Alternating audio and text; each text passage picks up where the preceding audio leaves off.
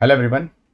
आज का जो टॉपिक है ये बहुत ही इंपॉर्टेंट और ये कह लो कि आप कई बार आपके यूपीएससी के एग्ज़ाम में भी आ चुका है। और इस टॉपिक में कम से कम अगर आप देखोगे तो 3 ऐसे क्वेश्चंस हैं पिछले 10 साल में आपके मेंस के पेपर में आ चुके हैं। और ये जो एंटी माइक्रोबियल रेजिस्टेंस है ना, ये बहुत ही बड़े लेवल पर चीज़ें हैं जिसके अंदर बहुत से डिफरेंट पार्ट्स आते हैं। इसमें एंटीबायोटिक रेजिस्टेंस आता है, इसमें लॉट ऑफ डायमेंशन जैसे सुपर बग आता है, एमआरएस से इन्फेक्शन आता है।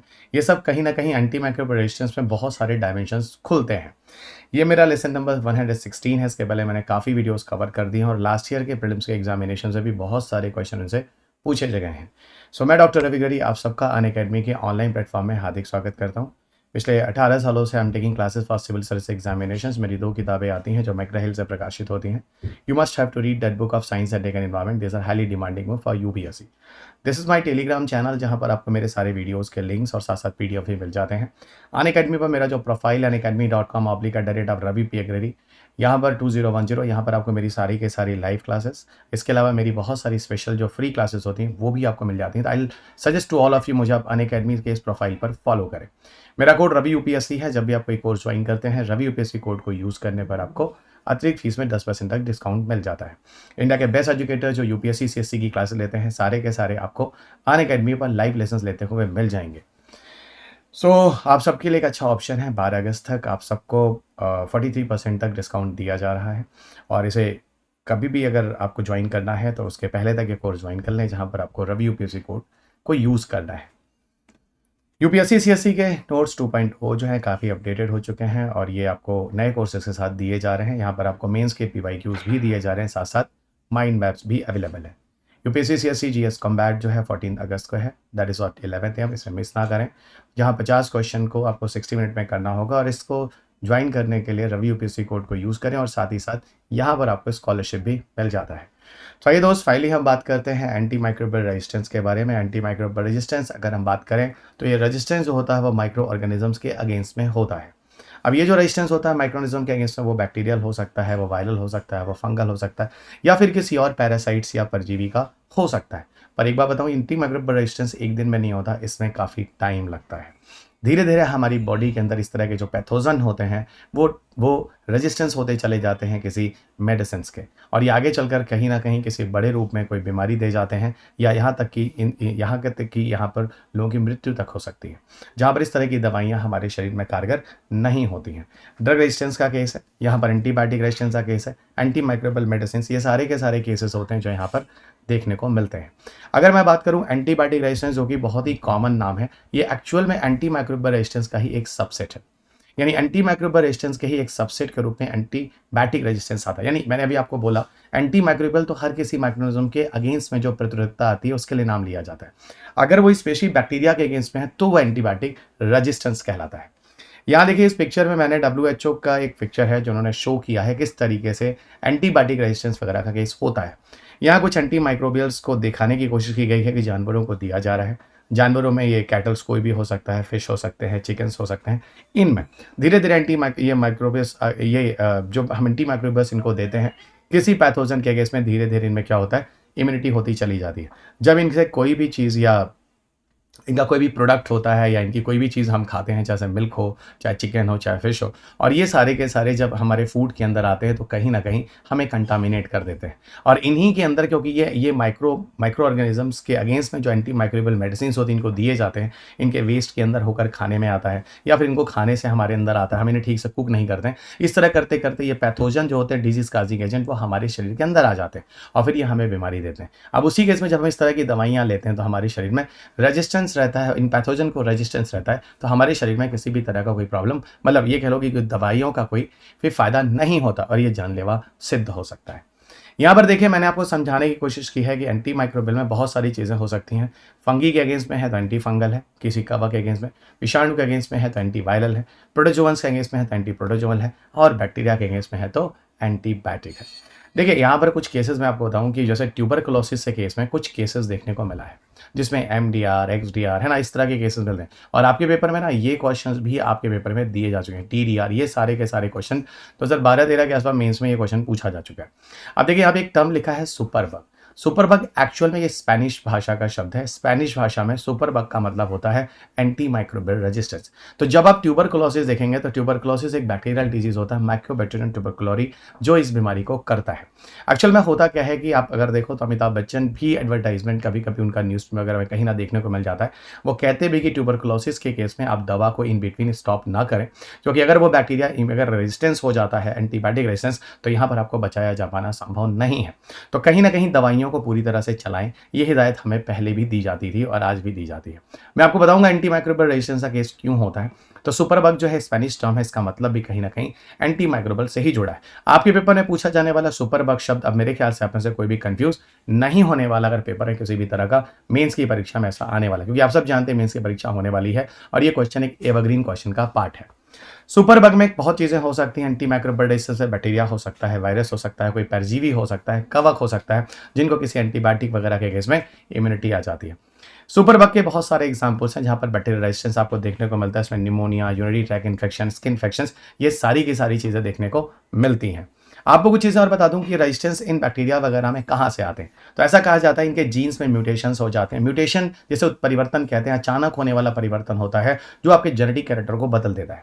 जैसे हम सबके शरीर में कैंसर तक की बीमारियां जो होती हैं वो जेनेटिक म्यूटेशंस होती हैं। तो कहीं ना कहीं ऐसा देखा जाता है बैक्टीरिया वगैरह ऐसे होते हैं जिनमें कोई जेनेटिक म्यूटेशन हो जाने से इनमें इनमें क्या होता है, रेजिस्टेंस हो जाता है। और यही स्पीसीज के जो जीन होते हैं, जब अगले स्पीसीज में या जीन ट्रांसफर होते हैं दूसरे के अंदर, तो उनको भी क्या करते हैं, जो नॉन रेजिस्टेंस होते हैं उनको भी क्या करते हैं, वो रेजिस्टेंस बना देते हैं। क्योंकि इनके जेनेटिक कैरेक्टर जब किसी दूसरे बैक्टीरियल वगैरह में जाएंगे, जब कंजुगेशन होगा या बहुत सारे ऐसे मेथड होते हैं जिसके द्वारा बैक्टीरिया या उसके ऑफस्प्रिंग प्रोड्यूस होते हैं और फिर ये ऑफस्प्रिंग या कुछ भी आपके अंदर आते हैं, तो ये कहीं ना कहीं हमें डिफरेंट तरह की बीमारियां देते ही देते हैं। एंटी माइक्रोबियल रेजिस्टेंस ऑर्गेनिजम्स में देखें तो यहाँ कोई भी हो सकता है, कोई जानवर हो सकता है, पौधे या कोई पौधा हो सकता है। इन सब के माध्यम से ये केसेस हमें देखने को मिलती हैं। अब बात ये होता है एंटी माइक्रोबियल रेजिस्टेंस के पीछे कारण क्या होते हैं। तो बहुत सारी चीज़ें हैं, मिसयूज़ होना, बार बार ओवर यूज़ होना एंटी माइक्रोबियल मेडिसिन का। ये लगातार क्या करते हैं, एंटी माइक्रोबियल मेडिसिन का बार बार छोटी छोटी चीज़ों में दवाइयों का लेना, बीच में दवाइयों का बंद कर देना, ये बहुत सारे कारण होते हैं। ठीक है, डॉक्टर को फोर्स करना इन दवाइयों को लेने के लिए, lack of the access of clean water के को कम से कम मतलब उपलब्ध होना, सैनिटेशन ठीक से ना होना, हाइजीन चीज़ों की कमी होना, ये भी कहीं ना कहीं हमारे जानवरों वगैरह में, मनुष्यों में इस तरह की चीज़ों की समस्या जनरेट करते ही करते हैं anti microbial resistance. Poor infection है, डिजीज प्रिवेंशन है, कंट्रोल है, इस सारी चीज़ों को हमें पूरी तरह से हेल्थ केयर सिस्टम को बेटर करना चाहिए। ठीक है, यहीं पर आपको बता दूं कि यहाँ पर जो अफोर्डेबल मेडिसिन हैं या वैक्सीन्स हैं, उनका पुअर एक्सेस अच्छे से अब उपलब्ध नहीं है, लोगों को जागरूकता नहीं है, ज्ञान नहीं है, और साथ ही साथ कोई ऐसा कानून भी नहीं है जैसे इन सब चीज़ों को कंट्रोल किया जा सके। तो ये सारी तरीकों को अगर हम इंटीग्रेटेड तरीके से चलाते हैं तो कहीं ना कहीं एंटी माइक्रोबियल रेजिस्टेंस जैसी समस्याओं से निदान पा सकते हैं। एंटी माइक्रोबियल में बहुत सारी चीज़ें आ जाएंगी, इसमें आपके एंटीबायोटिक्स आ जाएंगे, एंटीवायरल आ जाएंगे, एंटी फंगल आ जाएंगे, एंटी पैरासिटिक आ जाएंगे। और ये भी आपको बता दिया है, सारी चीज़ें जो होती हैं कहीं ना कहीं प्रिवेंट करती इन्फेक्शन को जानवरों में, पौधों में और ह्यूमन में और मनुष्यों में। इन सब चीज़ों को कंट्रोल करने की कोशिश की जाती है। अगर हम एक रिपोर्ट देखें, स्टैटिस्टिक्स देखें, तो क्या मिलता है स्टैटिस्टिक्स आप स्क्रीन पे देख सकते हैं।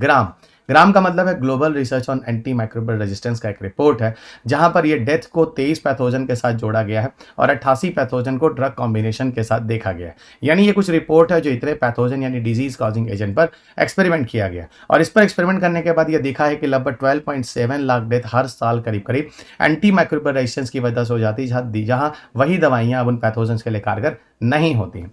49.5 लाख जो डेथ होती है वो कहीं ना कहीं एंटी माइक्रोबियल रेजिस्टेंस के ही कहीं ना कहीं जुड़ी भी होती है, ना कि मतलब सीधे नहीं तो इनडायरेक्टली। 23 पैथोजन की स्टडी की गई डिजीज कॉजिंग एजेंट की, और ये देखा गया 6 ऐसे ड्रग रेजिस्टेंस केसेस हैं जो इन बैक्टीरिया वगैरह के अगेंस्ट में देखे गए, मेडिसिन पैथोजन के अगेंस्ट में। एस्चेरिशिया कोलाई है, स्टेफिलोकोकस ऑरियस है, क्लैप्सिडी निमोनी है, स्टेफिलोकोकस निमोनी है, ए बाउमानी है और पी ऑरिगोनोसा है। ये ऐसे हैं जिन्होंने दुनिया में लगभग आप देखिए तो 9.29 लाख डेथ किया हुआ है, और कहीं ना कहीं ये किसी ना किसी तरीके से तो लगभग 35 लाख लोगों को ये प्रभावित कर चुके हैं। एक ऐसा केस है जिसको कहते हैं एमआरएसए इन्फेक्शन, जो आपके मेंस में ये भी क्वेश्चन पूछा जा चुका है यूपीएससी के मेंस में, जिसको कहते हैं methionine resistance staphylococcus aureus. Methionine एक एंटीबायोटिक है, जहां स्टेफिलोकोकस ऑरियस एक बैक्टीरिया है। इस बैक्टीरिया को भी मेथिओनिन जैसे एंटीबायोटिक के अगेंस्ट में रेजिस्टेंस हो गया, यानी ये भी एक एंटीबायोटिक रेजिस्टेंस का देखा गया, और ये देखा गया यहाँ तक कि अमेरिका जैसे कंट्रीज में लगभग लाखों की संख्या में इसकी वजह से मृत्यु हो चुकी है। आपको पता है जब हम कोई भी एंटीबायोटिक्स वगैरह लेते हैं तो होता क्या है, ऐसा कहते हैं कि रिपोर्ट्स में पब्लिश हुआ था कि एंटीबायोटिक्स जो हम लेते हैं उनमें से लगभग 70% एंटीबायोटिक्स हमारे शरीर के किसी काम नहीं आते हैं, वो यूरिन के रास्ते बाहर चले जाते हैं। और जब ये यूरिन के रास्ते होते हुए जब सीवेज-यूवेज वाटर वगैरह में पड़ते हैं, वहाँ पर बहुत सारे पैथोजन या बैक्टीरिया वगैरह होते हैं, वो सीधा इसके प्रभाव में आते हैं, बहुत सारे मर जाते हैं और धीरे-धीरे इसमें से बहुत सारे इम्यून हो जाते हैं। और यही बैक्टीरिया वगैरह जब हमारी बॉडी के अंदर आते हैं, तो वो उनको ऑलरेडी इस तरह के एंटीबायोटिक रेजिस्टेंस उनमें ऑलरेडी हो चुके होते हैं उन सीवेज वाटर के अंदर। अब वही जब हमें इन्फेक्शन देते हैं और हम उन मेडिसिन को हम खाते हैं, तो हमारे लिए बिल्कुल कारगर नहीं होते और फिर जान बचाया जाना ह्यूमन के लिए बहुत समस्या होती है। कुछ और भी प्रोविजंस हैं और चीज़ें हैं जो ग्लोबल लेवल पे किए जा रहे हैं। जैसे वाव, वाव का मतलब है world antimicrobial awareness week, जो हर साल हम 2015 से मनाते चले आ रहे हैं। यहाँ पूरी तरह से जागरूकता देनी है एंटी माइक्रोबियल रेजिस्टेंस के विरोध में। यहाँ पर बहुत सारे जनरल पब्लिक, हेल्थ वर्कर्स और पॉलिसी मेकर्स जो होते हैं, डिफरेंट तरह के इन्फॉर्मेशंस वगैरह देने की कोशिश करते हैं जन-जन तक। ग्लास की बात करें तो glass anti microbial global anti microbial resistance and use surveillance system है, जहां पर आपके इसके अंदर क्या है, डब्ल्यूएचओ ने इसको लॉन्च किया है 2015 से। ये भी लगातार लोगों को इस तरह की चीज़ों को बताने की कोशिश कर रहा है कि एंटी माइक्रोबियल रेजिस्टेंस वगैरह कैसे हो रहा है और किस तरीके से ये चेन हमारे शरीर के अंदर आ रहा है। वहीं आप देखिए तो global research and development priority setting for AMR भी है, 2017 से यहाँ भी काम कर रहा है, यहाँ भी डब्ल्यूएचओ इसको लेकर आया है। इसके साथ ही global antibiotic research and development partnership भी है, एक not for profit global partnership है, जो डिफरेंट तरह के ट्रीटमेंट्स वगैरह को बताने की कोशिश कर रहा है, ड्रग रेजिस्टेंस इन्फेक्शन वगैरह में होने पर किस तरीके से हम, जो मानव के लिए खतरनाक हो सकता है, हम उनकी जान को बचा सकते हैं। ये सारे के सारे पीडीएफ के लिए आप मुझे टेलीग्राम ग्रुप से फॉलो करें और यहाँ पर आप मेरे पीडीएफ के साथ साथ वीडियो की लिंक भी ले सकते हैं। अनअकैडमी पर मेरा जो प्रोफाइल है unacademy.com/ravip अग्रही 2010, यहाँ पर आपको मेरी प्लस की क्लासेस, स्पेशल ए क्लासेस मिल जाती हैं। मेरा कोड रवि यूपीएससी है। जब भी आप कोर्स को ज्वाइन करना हो, रवि यूपीएससी कोड को यूज़ करने पर 10% तक आपको अतिरिक्त फीस पर डिस्काउंट मिल जाता है। अनअकैडमी का जो अगला बैच है वो 12 अगस्त से स्टार्ट हो रहा है, इसे बिल्कुल भी मिस ना करें। यहाँ पर आपको बाइलिंगुअल और हिंदी दोनों ही माध्यम में बैच 23 और 24 के लिए मिल रहा है, तो यहाँ पर 20 जीएस बुकलेट्स भी आपको मिल जाती है।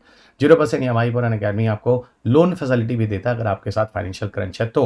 Y Unacademy is the best one. यहाँ बहुत सारे एजुकेटर्स के ऑप्शन मिल जाते हैं, फ्लेक्सिबिलिटी ऑप्शंस मिल जाते हैं कोर्सेज के लिए, अनलिमिटेड व्यूज़ मिल जाते हैं, लाइव मेंटरशिप भी हो जाती है। 178 प्लस टॉपर्स यूपीएससी 2020-21 में अनअकैडमी के थ्रू जुड़कर सेलेक्ट हो चुके हैं।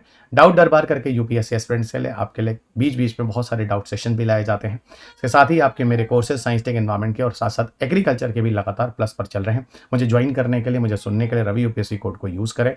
अंत में इतना ही कहूँगा कि इस चैनल को सब्सक्राइब करना मत भूलिएगा, इस वीडियो को लाइक और शेयर करना मत भूलिएगा, बेल आइकन को जरूर बजाइएगा आगे के फ्यूचर नोटिफिकेशन के लिए, और इन पीडीएफ्स को आप टेलीग्राम ग्रुप से ले लें। सो धन्यवाद दोस्त, अगले लेसन में आपके साथ फिर मुलाकात होगी। तब तक अपना ख्याल रखें, स्वस्थ रहें, खुश रहें, मस्त रहें, मुस्कुराते रहें। जय हिंद।